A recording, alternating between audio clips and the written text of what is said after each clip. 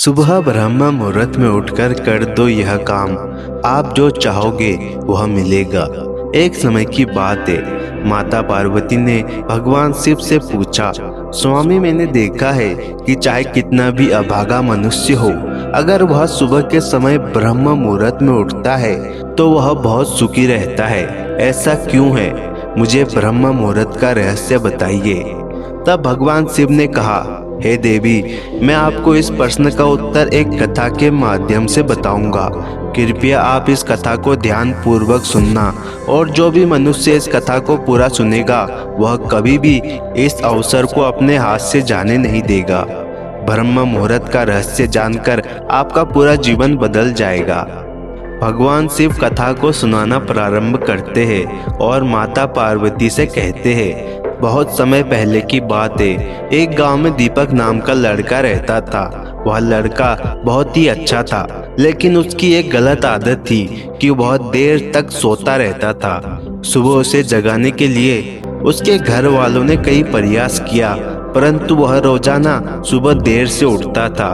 वह लड़का कभी भी 8 बजे से पहले नहीं उठता था। जब वह बालक था तब परिवार वालों ने सोचा कि जब वह बड़ा हो जाएगा तो इसकी आदत में सुधार हो जाएगा। लेकिन वह लड़का जैसे जैसे बड़ा होता गया, उसकी यह आदत और भी ज्यादा गहरी होती चली गई। इसी आदत के कारण उस लड़के को नकारात्मक शक्तियों ने घेर लिया था। वह सभी को पलटकर जवाब देता था और दिन भर उदास रहता था। उसके दिमाग में हमेशा नकारात्मक विचार आते थे। इसका असर उसके स्वास्थ्य पर भी पड़ रहा था। कुछ समय बाद सिर्फ उसको छोड़कर उसके सारे मित्रों को सफलता मिल चुकी थी। वह ईश्वर को कोसता रहता और बार बार यही कहता था कि मेरी किस्मत ही खराब है। परंतु उसके पिता अच्छे से जानते थे कि उस लड़के के असफल होने के पीछे क्या कारण है। फिर एक दिन उसके पिता को किसी सन्यासी के बारे में पता चला। उसने तुरंत अपने बेटे की समस्या को लेकर उस सन्यासी के पास जाने का निर्णय लिया। सन्यासी को बेटे की आदतों के बारे में बताया और सन्यासी ने कहा कि कल आप अपने बेटे को इस आश्रम में आने को कहिए। फिर उस लड़के का पिता अपने घर की ओर चला गया। उसे पता था कि अगर वह सीधे तरीके से अपने बेटे को सन्यासी से मिलने के लिए कहेगा तो वह कभी तैयार नहीं होगा। उसने अपने बेटे को अपने पास बुलाया और कहा, तुम्हारे सारे मित्र जीवन में सफलता प्राप्त कर चुके हैं, क्या तुम सफल नहीं होना चाहते हो? लड़के ने उत्तर दिया कि जरूर पिताजी, परंतु जब भी मैं अपने मित्रों से उनकी सफलता का रहस्य पूछता हूँ तो वह मुझे कुछ नहीं बताते हैं। फिर उसके पिता ने कहा कि मुझे यह रहस्य पता चल गया है कि वह सभी क्यों सफल होते जा रहे हैं। तब उस लड़के ने बड़ी उत्सुकता से पूछा, क्या पता चल गया है पिताजी? कृपया करके आप मुझे बताइए। उसके पिता ने कहा कि कल सुबह तुम्हें एक सन्यासी के आश्रम में जाकर उनसे मिलना है। यदि तुम वहां पर समय से पहुंच गए तो वह सन्यासी तुम्हें ऐसा मंत्र बताएंगे जिससे तुम सफल हो जाओगे। फिर लड़के ने कहा कि पिताजी, मैं कल पूरी रात जागता रहूंगा और सुबह सन्यासी से मिलकर आऊंगा। उसके पिता ने कहा कि ठीक है, तुम वहां जाकर उस सन्यासी की आज्ञा को मानना। पिता की बात सुनकर वह लड़का बहुत अधिक खुश हुआ।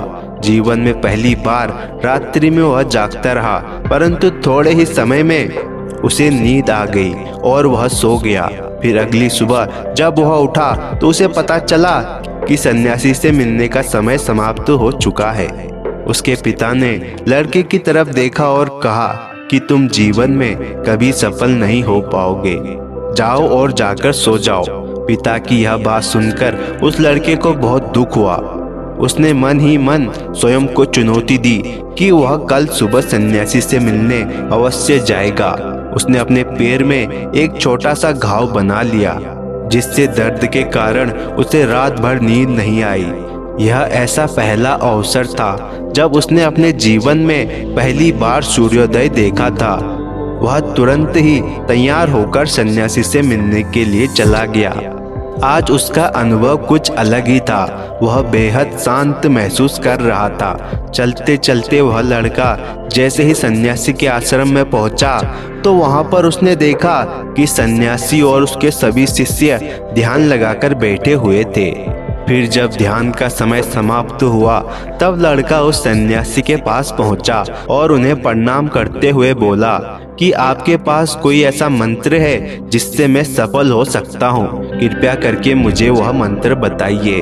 मैं भी अपने मित्रों के समान सफल होना चाहता हूँ और अच्छा जीवन जीना चाहता हूँ। फिर सन्यासी मुस्कुराए और बोले, अच्छा तो तुम वही बालक हो। तुम्हारे पिताजी मुझसे मिलने आए थे और उन्होंने तुम्हारे विषय में मुझे सब कुछ बता दिया था। मैं तुम्हें वह मंत्र अवश्य बता देता, परंतु अब लड़के ने जैसे ही परंतु शब्द सुना तो लड़का घबरा गया। उसने पूछा, परंतु क्या गुरुदेव? तब सन्यासी बोला, मैं तुम्हें वह मंत्र बताऊंगा, परंतु अगले 21 दिन तक तुम्हें मेरी आज्ञा माननी होगी। मैं तुम्हें वह मंत्र 21 दिन के बाद बताऊंगा। तब तक मैं तुमसे जो भी कार्य कहूंगा तुम्हें वह करना होगा। यदि तुम असफल हुए या कार्य के बीच में तुम्हारा संकल्प टूट गया तो उस मंत्र का असर नहीं होगा। दृढ़ निश्चय के साथ उस लड़के ने कहा कि मुझे आपकी सारी आज्ञा स्वीकार है। मैं अगले 21 दिनों के लिए आपका दास हूँ। आप जो भी कहेंगे मैं वही कार्य करूँगा। मुझे केवल और केवल उस मंत्र के बारे में जानना है। फिर सन्यासी ने उस लड़के से कहा कि ठीक है, कल से तुम्हारा कार्य शुरू होगा। तुम इसी आश्रम में निवास करोगे। वह लड़का आश्रम में निवास करने के लिए तैयार हो गया।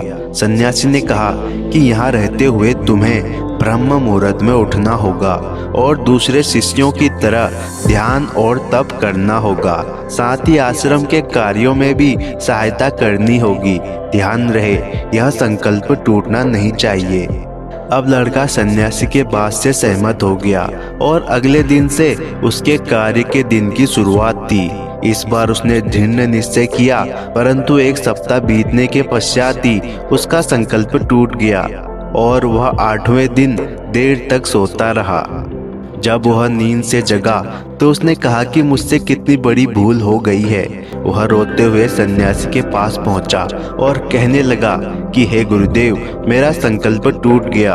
अब मैं जीवन में कभी सफल नहीं हो पाऊंगा। सन्यासी ने उसे समझाते हुए कहा कि एक बार फिर से शुरुआत करो, फिर से संकल्प करो। फिर लड़के ने सन्यासी से पूछा कि सुबह उठना इतना आवश्यक क्यों होता है और यहाँ सभी लोग इतनी जल्दी क्यों उठ जाते हैं। तब सन्यासी ने लड़के को समझाते हुए कहा कि सुबह यानी ब्रह्म मुहूर्त में उठने के पीछे बहुत बड़ा विज्ञान छुपा हुआ है। लड़के ने कहा कि कृपया मुझे वह विज्ञान बताने की कृपा करें। सन्यासी ने कहा, सुबह 3 बजे से 5 बजे के समय को ब्रह्म मुहूर्त कहा जाता है।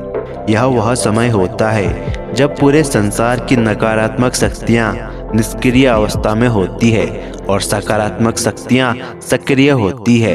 ब्रह्म मुहूर्त अर्थात देव मुहूर्त। ब्रह्म मुहूर्त का अर्थ देवताओं का समय होता है।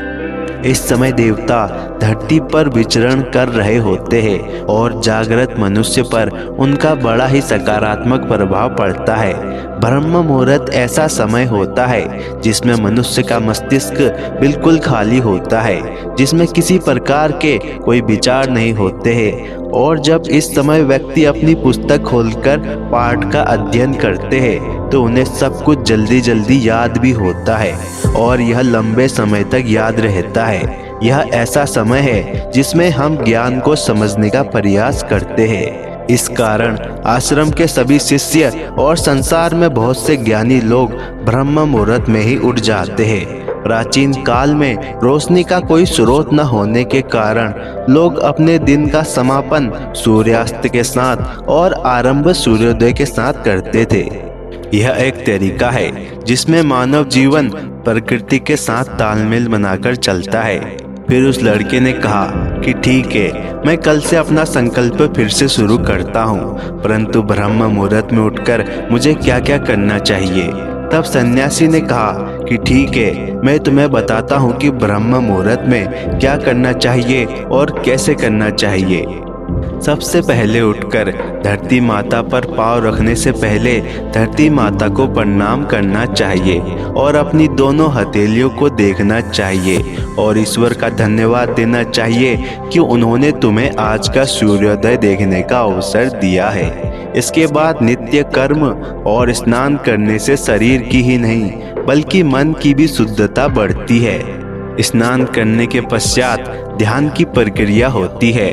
ब्रह्म मुहूर्त में ध्यान की अवधि 21 दिन तक होती है। इस विधि का उपयोग तब किया जाता है जब आप अपनी कोई मनोकामना की पूर्ति करना चाहते हैं। यह ऐसा समय होता है जब व्यक्ति अपने आज्ञा चक्र को सक्रिय करने पर काम करते हैं। अगर इस चक्र पर ध्यान केंद्रित किया जाए और अपनी मनोकामना को बार बार दोहराया जाए तो मात्र 21 दिन के भीतर वह मनोकामना पूरी भी हो जाती है।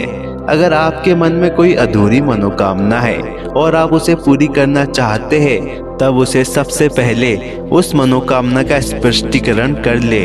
आपको क्या चाहिए यह निर्णय अवश्य कर ले। इसके बाद ध्यान की विधि को शुरू करें।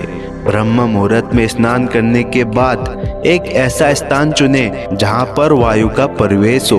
ध्यान में शुद्ध वायु का होना आवश्यक होता है। ध्यान की मुद्रा में रीढ़ की हड्डी सीधी होनी चाहिए, साथ ही गर्दन भी सीधी होनी चाहिए।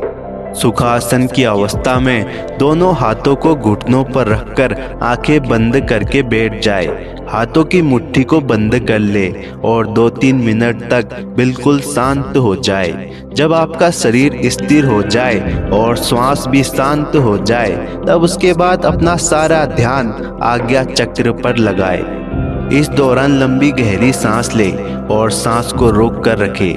इस समय आप अपनी इच्छा को मन ही मन दोहराए और अपने मन से इष्ट देव, देवी देवताओं और गुरुजनों का चिंतन करें। जब सांस को रोकना कठिन हो जाए तब धीरे धीरे सांस को बाहर की ओर छोड़ो।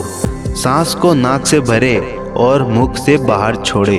इस प्रक्रिया को 3 से 4 बार प्रतिदिन दोहराए। ऐसा प्रतिदिन करने से आपकी जो भी मनोकामना है वह अवचेतन मन तक अवश्य पहुंच जाएगी और इच्छा पूर्ति जल्दी हो जाएगी।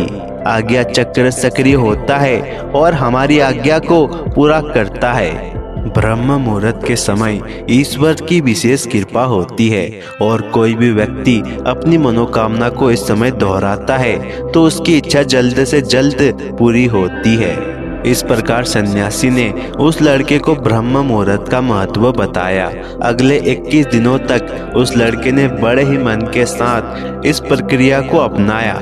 अब वह बहुत ही ज्यादा अनुशासित और शांत स्वभाव का बन चुका था। उस लड़के ने जैसे ही अपना संकल्प पूरा कर लिया उसके बाद वह लड़का बड़े ही प्रसन्न भाव से सन्यासी के पास पहुंचा और कहने लगा, हे गुरुदेव, मैंने 21 दिनों का संकल्प पूरा कर लिया है। अब कृपया मुझे सफल होने का मंत्र बताइए।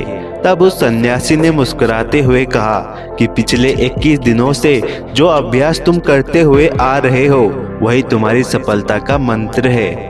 जो व्यक्ति ब्रह्म मुहूर्त में उठकर ध्यान प्रक्रिया को सही से करते हैं वह जीवन में कभी असफल नहीं हो सकते। तुम्हें ब्रह्म मुहूर्त का रहस्य पता चल चुका है।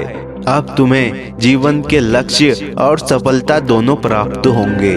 उस लड़के ने सन्यासी को धन्यवाद किया और ब्रह्म मुहूर्त के नियमों का पालन जीवन भर तक करने का वादा भी किया। भगवान शिव ने कहा, हे देवी, अब तो आपको पता चल गया होगा कि ब्रह्म मुहूर्त क्या होता है। तब माता पार्वती ने कहा, हे स्वामी, अब मुझे ब्रह्म मुहूर्त का संपूर्ण ज्ञान हो गया है। इतना कहकर माता पार्वती ने भगवान शिव को प्रणाम किया। दोस्तों, वीडियो को देखने के लिए धन्यवाद। दोस्तों, कमेंट में हर हर महादेव जरूर लिखें ताकि उनकी कृपा आप पर बनी रहे और चैनल को सब्सक्राइब कर वीडियो को लाइक शेयर जरूर करें।